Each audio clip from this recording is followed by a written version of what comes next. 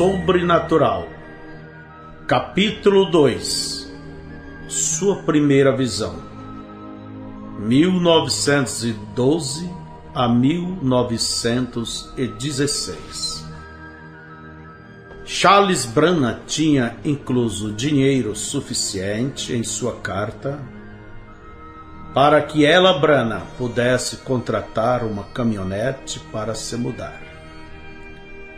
Ela tinha poucos bens para carregar, além de seus garotos. New Albany estendia-se a mais de 100 milhas, aproximadamente 160 quilômetros, a norte de Baskerville.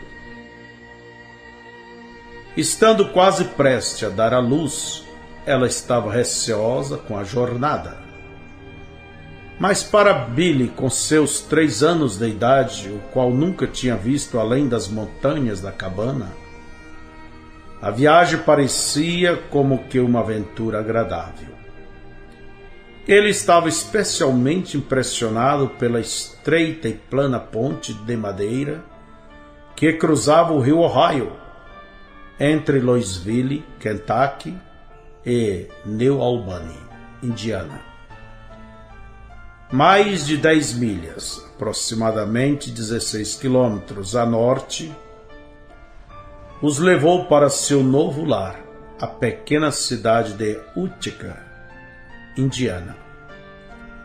No dia 27 de maio de 1912, ela, Brannan, teve seu 4º filho, chamando-o de Melvin. Naquele verão, Charles trabalhou para um fazendeiro local. Era um homem esforçado e trabalhador. Às vezes ele tinha que se arrastar atrás de um cavalo e arar 12 horas por dia, suando sob o sol escaldante. Mais do que uma vez vinha com sua camisa queimada do sol grudada nas costas, e ela, Brannan, tinha que cortar a camisa com uma tesoura. Quando o milho cresceu, Charles ocupou seus dias com uma ferramenta, como uma foice, limpando por entre as fileiras. No começo, suas mãos criaram bolhas e sangraram. Mais tarde, formaram calos tão fortes como o couro. Ele sofreu tudo isto por menos de 75 centavos de dólar por dia. Naquele outono, Charles voltou a trabalhar com madeira, com que ele se dava melhor do que cultivar. Ele cresceu em um bosque, tinha começado a cortar lenha com uma idade prematura. Embora pesasse somente 68 quilos, Charles, com seus músculos protuberantes, estava tão hábil em cortar lenha que podia carregar aproximadamente 408 quilos de toras e colocá-las na caminhonete sozinho. Mas como o inverno estava próximo, Charles se preocupou. Sua família estava vivendo em uma cabana de um cômodo, não maior e nem melhor construída do que a deixada para trás em Kentucky. Cada vez que ia cortar lenha, o forçava a estar longe de sua família por semanas. Não querendo fazer sua esposa sofrer como no inverno passado, Charles começou a procurar uma situação melhor. A primavera de 1913 chegou antes que Charles encontrasse algo permanente. Ele conseguiu um emprego em Jeffersonville, Indiana, trabalhando para o Sr. Watten, um multimilionário dono da destilaria Watten, e era sócio de um time profissional de beisebol, o Louisville Colonels. Charles foi contratado como chofé particular porque ele era muito bom em manejar cavalos. O emprego era pago somente parte em dinheiro, porém oferecia lados substanciais benéficos, a saber, um lugar para viver sem ter de pagar aluguel nas terras do Sr. Watten. O lugar incluía uma cabana com 2 cômodos de madeira, um velho celeiro, um grande jardim e um pequeno campo onde Charles podia plantar para seu próprio benefício. Também o Sr. Watten tinha uma leiteria e Charles podia levar para casa um balde de leite todas as noites. Benefício nada pequeno para um pai com seus 4 filhos crescendo. Jeffersonville era uma cidade que distava a uns 6 quilômetros a nordeste de New Albany, a caminho do rio local chamado de Utica Peak. O Sr. Watten morava a uns 11 quilômetros fora da cidade, em uma grande propriedade. A cabana para a qual Charles se mudou ficava numa colina com vista para o rio Ohio. Tábuas desbotadas cobriam a estrutura do lado de fora das paredes, e dentro havia barro entre as madeiras. A cabana tinha um piso de chão, 2 cômodos e um sótão na viga sobre um dos cômodos. A escada para o sótão era feita de 2 finas madeiras. No meio do piso de um dos cômodos havia um toco e algumas pedras achatadas em cima dele. Sobre isto foi feito o fogão, a lenha, de um tambor de óleo vazio para cozinhar. Ela Brana usava um pequeno fogareiro. Tinha até um lampião a querosene para alumiar. Considerando todas estas coisas, era um grande progresso em comparação ao único cômodo da choupana que os tinha abrigado em Utica.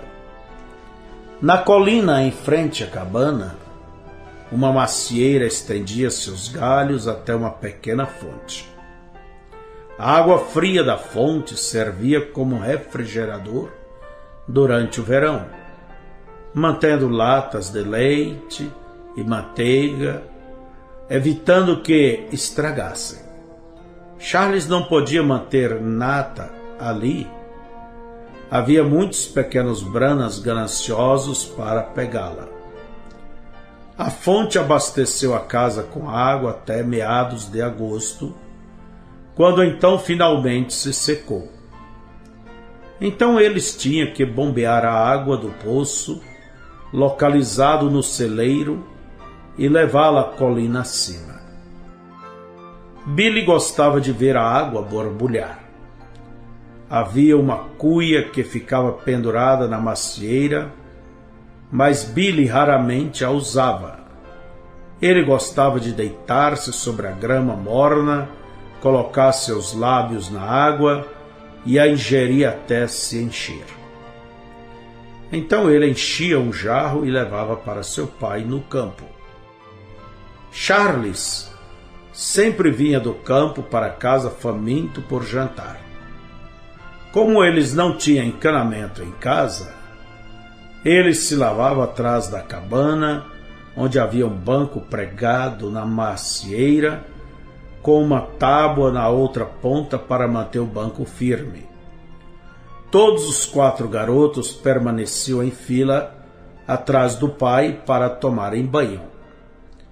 Quando Charles arregaçava a manga de sua camisa, feita em casa, para ensaboá-los, os músculos de seus braços cresciam e ondulavam. Billy observava com orgulho, pensando: este é meu papai, ele é forte, ele viverá 100 anos. Quando eu for velho, ainda estarei vendo meu papai com seus grandes músculos. Charles tinha apenas 1,52 m de altura.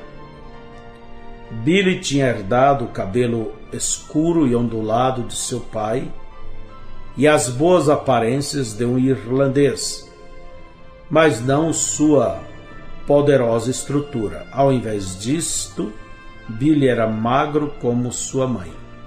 A vez de Billy se lavar era a próxima. Ele tomou grande cuidado para que a espuma do sabão caseiro não tocasse seus olhos. Uma vez foi lição suficiente. Ele secou-se com a toalha que sua mãe tinha feito de saco de farinha de milho. A toalha era grossa e desconfortável. Então Billy tocou-se de leve e, ligeiramente. Sobre o banco de se lavar havia um pedaço de espelho quebrado e era segurado por 5 pregos curvados. Billy subiu no banco para ver a si mesmo, para que pudesse usar o pente de estanho para alisar seu teimoso cabelo. Charles tinha construído sua mesa e banco de jantar de uma velha madeira do celeiro. Os assentos pareciam bancos de igreja. Billy sempre sentava perto de seu pai no jantar. Sopa de feijão era o padrão da comida, juntamente com pão de milho, cebolas cozidas e soro de leite.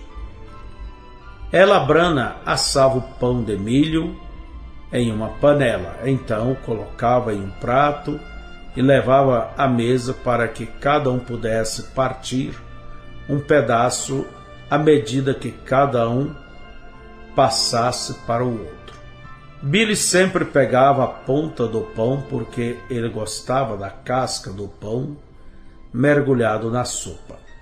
No dia 14 de maio de 1914, Billy ganhou um outro irmão, Edgar Lee Brana. Durante os seguintes poucos anos, a vida de Billy tornou-se um padrão confortável.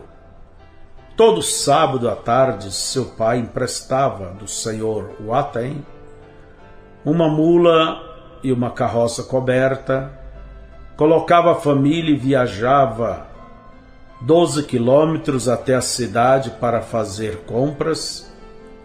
Os 4 Branas mais jovens iam pulando sobre um monte de palhas na parte de trás. Porém, Billy ia na frente, sentado com seu pai e sua mãe.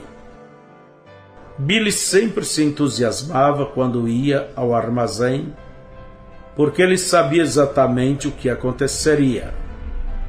Charles ganhava $3,50 por semana. Frequentemente gastava $3 nas compras para casa. Ocasionalmente ele exagerava na compra de um saco de açúcar mascavo ou um barril de biscoito salgado. Porém, o que ele mais comprava era o alimento básico como feijão, batata, fubá e o tipo de alimento que durasse mais. Depois que Charles pagava suas contas, o Sr. Grower, dono do armazém, dava a ele um pacote contendo uma barra de doce de hortelã para os seus meninos. Na parte de trás da carroça, 5 pares de olhos ansiosamente observava como o papai dividiria 4 pedaços igualmente para cada um de seus 5 garotos. Imediatamente os 4 Branas mais jovens chupavam seus pedaços de doce, fazendo-os em pedaços. Mas Billy era esperto. Ele chupava seu doce por um momento, então o enrolava em um pedaço de papel marrom que rasgava do pacote das compras e o colocava dentro do bolso de sua roupa. Ele tinha uma utilidade para isso mais tarde. Sábado à noite eles enchiam um tanque feito de madeira de cedro com água quente e tomavam seu banho semanal, um após o outro, sem trocar a água. Ela, Brana, ensaboava e esfregava Billy com força, dizendo: eu quero te ver tão limpo quanto uma cebola descascada. Então ela o deixava corado ao secar-lhe com uma toalha feita de saco de farinha, até que sentisse como que sua pele se tivesse gasto. Ela sabia que Billy não estava se alimentando de maneira que sua alimentação fosse balanceada. Então, toda manhã, após o banho, ela o fazia engolir uma colherada de óleo de rícino, o que ela cria que ajudaria a prevenir resfriados. Billy olhava para aquela enorme colher cheia daquele gorduroso óleo de rícino e implorava: oh, mamãe, por favor, não me faça tomar isto. Isto me deixa doente. Não suporto isto. Ela respondia: se isto não te fizer você ficar doente, não te fará bem algum.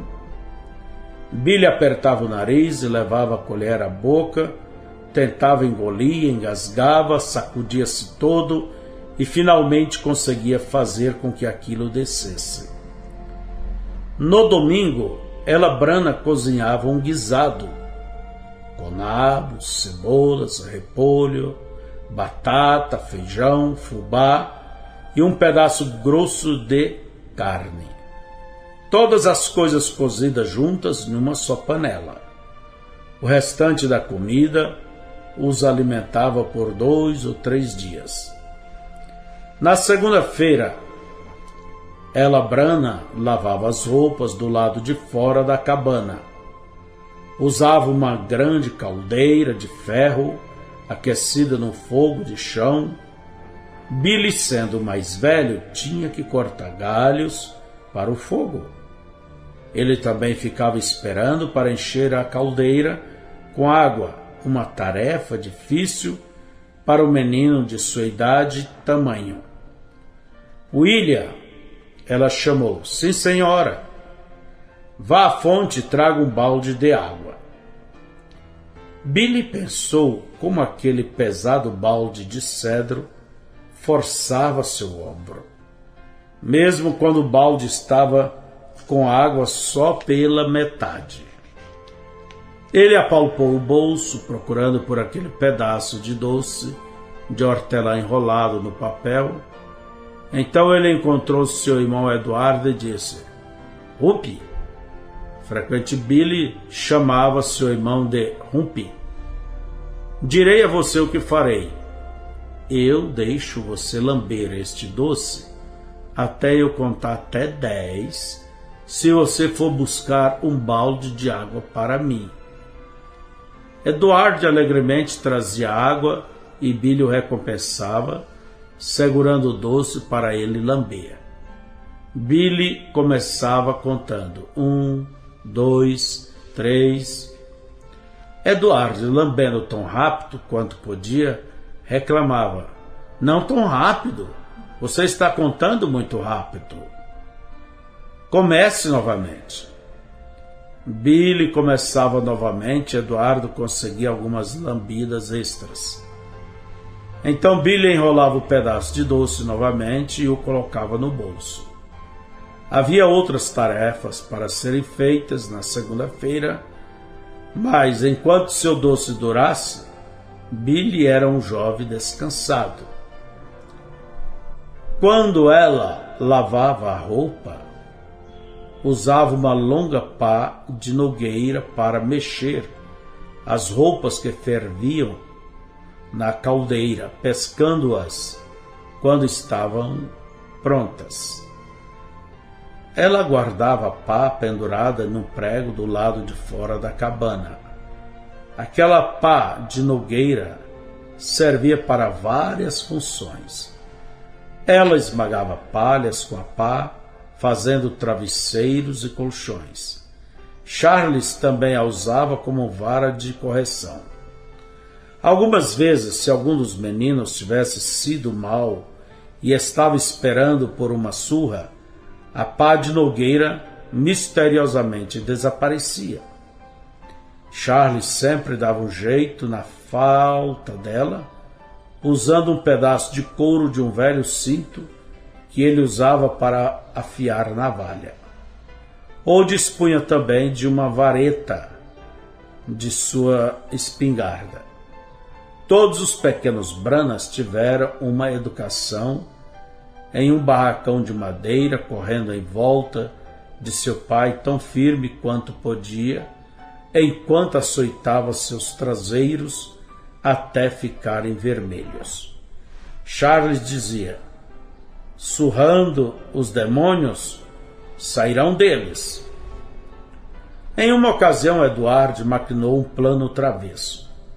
Billy, ele disse: mamãe e papai estão carpindo no jardim. Se você entrar e pegar açúcar, eu pegarei os biscoitos e nós encontraremos no celeiro. Isso pareceu bom para Billy.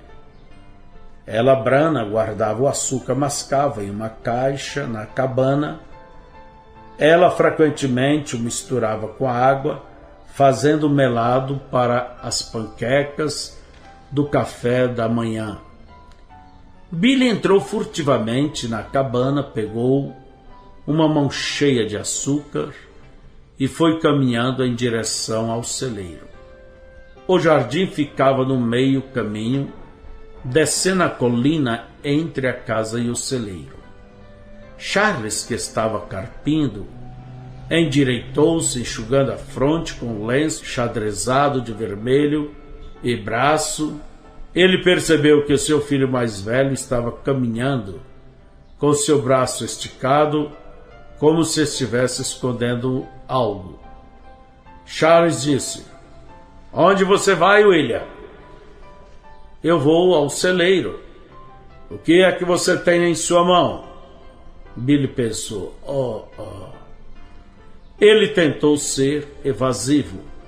Qual mão? Charles disse: vem aqui. Billy não quis mais saber de açúcar por um bom tempo depois daquilo. Algum tempo depois, em agosto de 1916, após uma debulhadora elétrica haver terminado de processar os grãos da colheita, ela, Brana, encheu com novas palhas todos os seus colchões e travesseiros. Naquela noite, pouco depois que os meninos foram colocados para dormir no sótão, Billy gritou como se um basri, um tipo de espírito em forma de uma mulher gemendo, que aparece ou é enviada por membros de uma família como sinal de que um deles está prestes a morrer. É um folclore irlandês. Tivesse tocado em sua face. Ela, Brana, às pressas, chegou até a escada e disse: Billy, o que há de errado com você? Mamãe, há alguma coisa na cama comigo. Deve ser um gafanhoto que está preso entre as palhas novas. Agora, acomode-se e vá dormir. Mamãe, não posso dormir com esta criatura pulando ao meu redor. Ela, Brana, pegou uma lamparina e subiu até o sótão para que a luz pudesse alumiar a cama do seu filho. Abrindo um dos lados do colchão, Billy procurou entre as palhas até que encontrou o desagradável gafanhoto. Então ele o deixou sair, colocando-o atrás de uma rachadura que havia no forro, não muito bem rejuntado. Mais tarde, ela, Brana, riu disfarçadamente, contando a Charles sobre o incidente. No entanto, ela não lhe contou sobre sua preocupação concernente a Billy. O menino tinha estado irritado ultimamente e o alimento não estava fazendo bem a ele. Mais do que uma vez no mês anterior, ele havia reclamado de mal-estar estomacal, arrotando azedo após o jantar. Ele estava nervoso porque não começara logo a frequentar a escola. Ou havia alguma coisa o perturbado? Teria isso alguma coisa a ver com o fato de seu pai beber? Em setembro, Billy e Edward entraram para a escola. Billy estava com 7 anos e meio, embora fosse 11 meses mais velho que seu irmão Edward.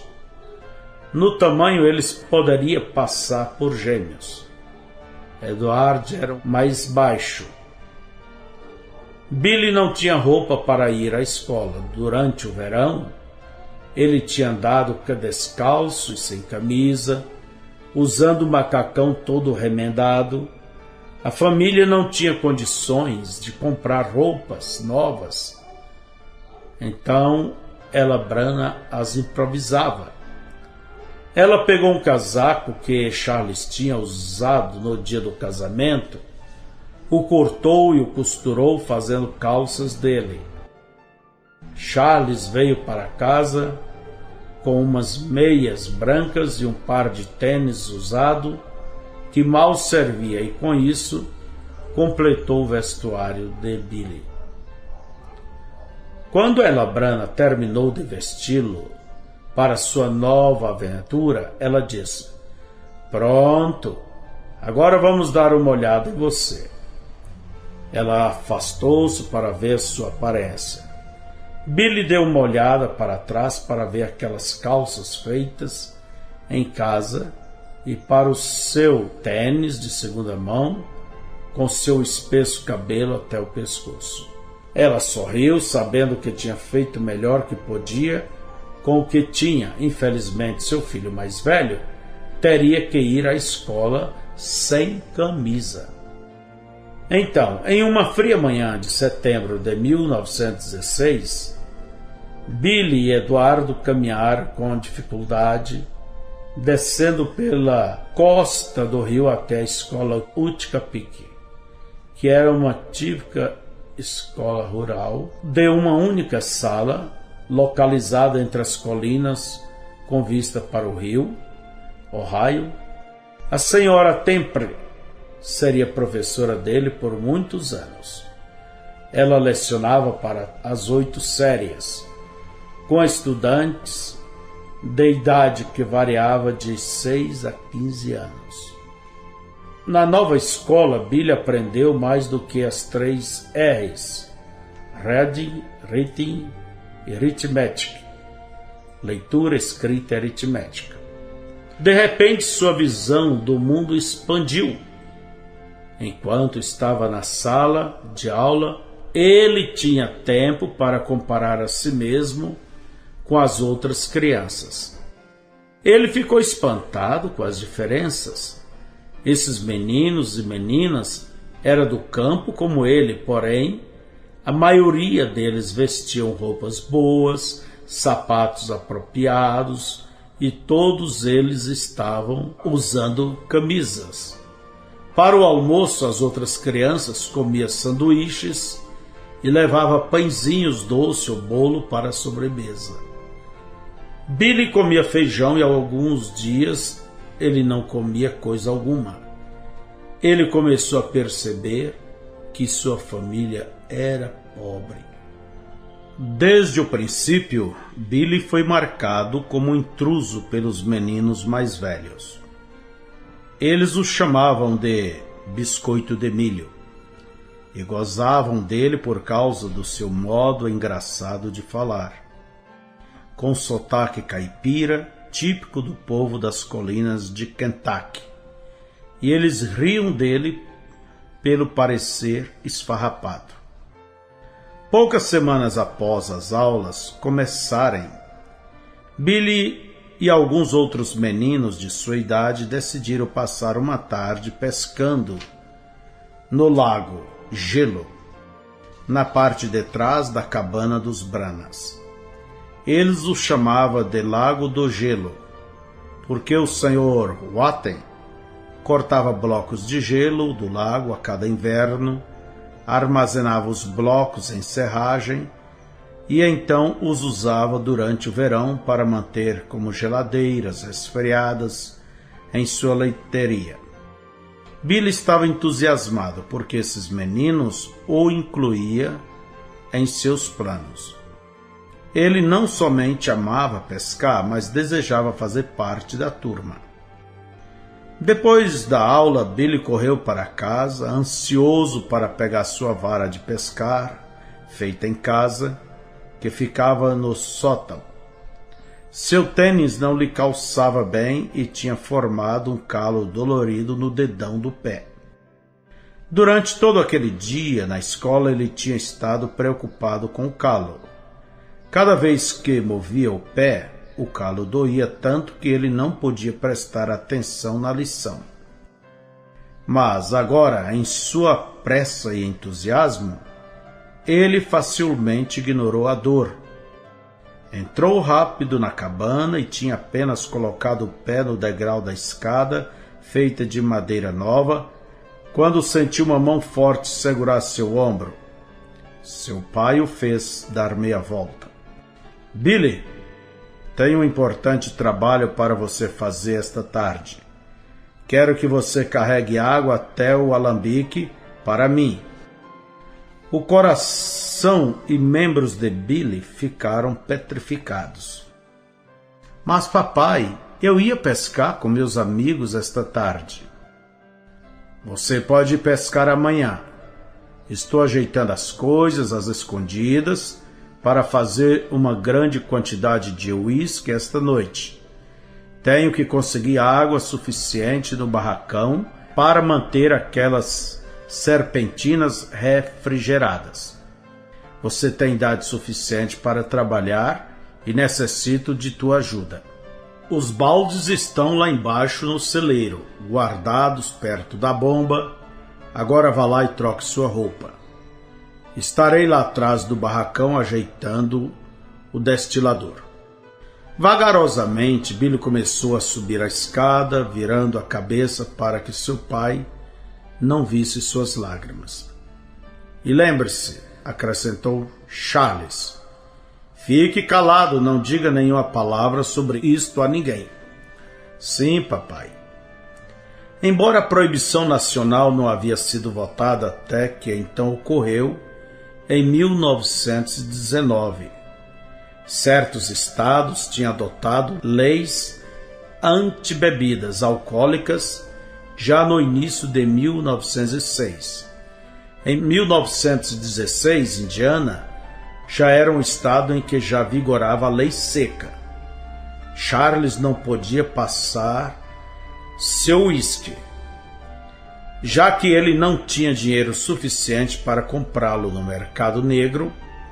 Ele e seu vizinho, o Sr. Darbus, fabricava bebida alcoólica destilada no barracão atrás da casa, onde a bebida feita em casa era fervida e fermentada.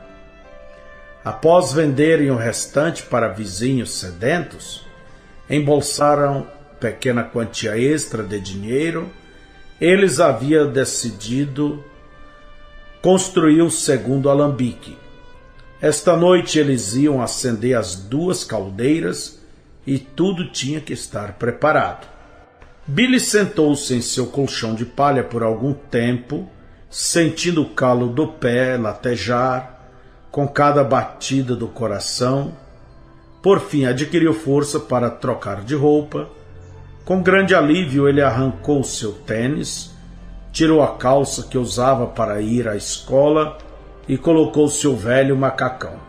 O macacão já não tinha alças e agora estava seguro por barbantes com alfinetes amarrados nas pontas para serem colocados no lugar dos botões. Os alfinetes escapavam facilmente através das casas dos botões e quando caía dos lados se tornava muito incômodo. Em seguida ele colocou uma tala no dedo, o que quer dizer que ele tomou um sabugo de milho e o amarrou sob o dedo dolorido para mantê-lo livre do solo. Vagarosamente ele desceu a escada e com muito custo caminhou, descendo a colina em direção ao poço perto do celeiro. 2 baldes que eram usados para melado estavam perto da bomba d'água. Billy bombeou até enchê-los. Cada balde continha meio galão de água, e isto era tudo que seus músculos de 7 anos podiam fazer para levá-los por suas alças improvisadas. A tarde estava amena e perfeitamente calma. Nem um sopro de ar agitava o seco e amarelado capim. Enquanto Billy subia pela trilha, ele ouviu risos vindo do lago de gelo. Não muito distante, seus colegas já estavam lá, pescando e brincando, tendo bom tempo. A decepção de Billy o fez irromper em lágrimas. Na metade do caminho, colina acima, perto do jardim, Billy sentou-se para descansar à sombra de uma grande prateada árvore de álamo. Marcas de lágrimas escorridas, misturadas com poeira, estavam estampadas em seu rosto. Ele lamentou-se. Não é horrível? Todos estes garotos pescando e eu tenho que ficar em casa e carregar água? Ele ouviu um som como que de folhas fazendo ruído ao vento. Porém, Billy não podia sentir a brisa. Ele pensou: o que é isto? Ele olhou ao redor. As folhas, quais estavam recém começando a se tornarem marrons, permaneciam perfeitamente imóveis.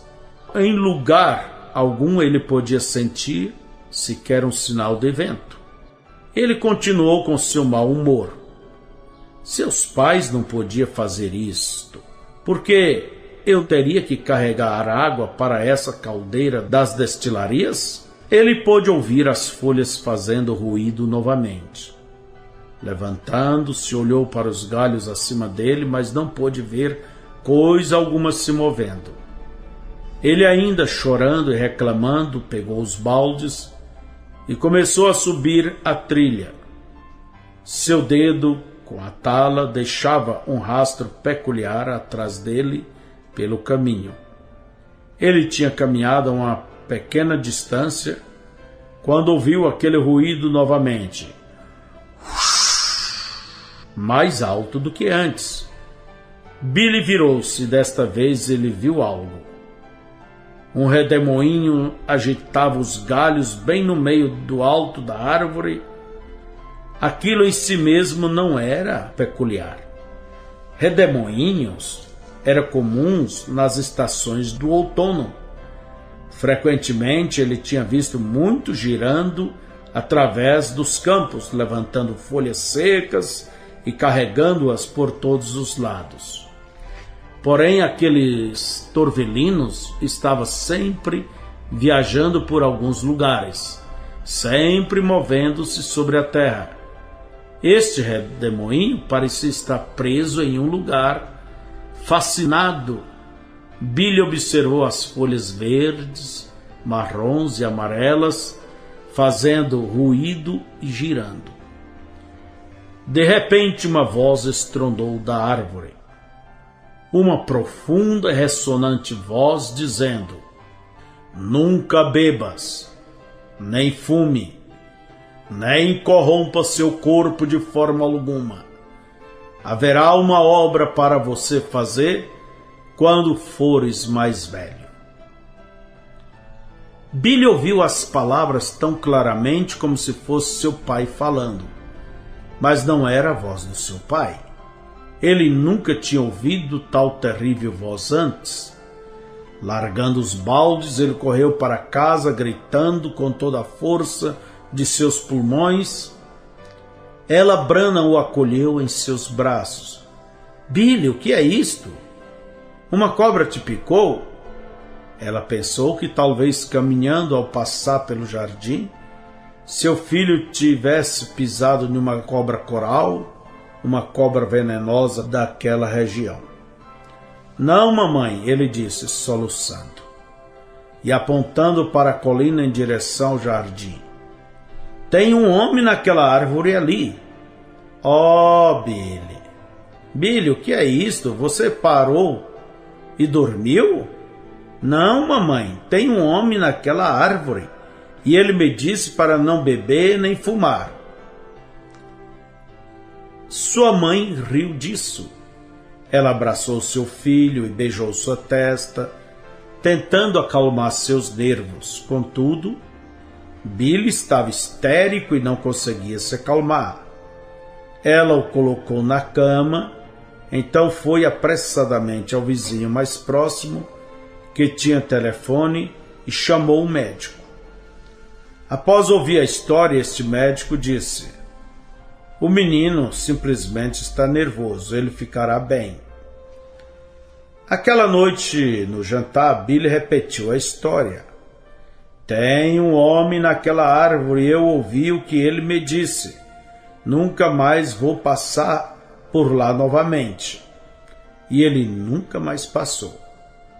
Daquele dia em diante, sempre que ele ia ao celeiro, ele se desviava da árvore de álamo, dando volta pelo lado mais distante do jardim. 2 semanas mais tarde, Billy e Eduardo estavam em frente à cabana, jogando bolinhas de gude debaixo de uma macieira. Quando de repente Billy sentiu algo peculiar vindo sobre ele, uma pressão que fazia com que sua pele ficasse formigando, como se algum tipo de energia não vista tivesse ao redor dele. Ele olhou e de alguma maneira o rio Ohio parecia estar mais perto do que antes. Enquanto Billy contemplava o rio em direção a Jeffersonville, o lugar mudou frente aos seus olhos. Uma ponte se formava da margem e estendia-se pelo rio, peça por peça sendo construída em movimento rápido. Isto não era como as baixas e planas pontes que eles tinham observado quando havia se mudado para Indiana. Esta ponte parecia enorme, como uma vasta e elevada estrutura de ferro, entrelaçado em forma de arco. Billy nunca tinha visto nada como isto antes. Olhando mais perto, ele notou que havia homens trabalhando no alto da superestrutura. Então ele viu uma parte da ponte romper-se, homens caindo das vigas em câmara lenta. Billy contou-os enquanto caíam. Observando, ele viu que 16 homens caindo desapareceram nas águas escuras. Deixando cair a bolsa de bolinhas de gude, Billy entrou correndo para dentro da casa, gritando incontrolavelmente. Sua mãe fez o melhor que pôde para acalmá-lo. Quando ele finalmente pôde contar sua história, ela disse: Billy, você apenas sonhou com isto. Billy insistiu: não, mamãe, eu tive um sentimento estranho e então olhei para o rio e realmente eu vi isto. Eu vi isto. Oh, mamãe, estou assustado. Charles deu sua opinião. O garoto está apenas nervoso, como o médico disse. Mas sua mãe não tinha certeza. Ela se lembrou do dia 4 anos antes, quando Billy tinha falado algo sobre um passarinho, dizendo-lhe que viveria próximo a New Albany. Foi muito estranho aquilo que veio ser a verdade. Uma ponte sobre o rio? 16 homens morrendo? E se algum dia isto acontecer? Ela anotou o incidente pensando: veremos.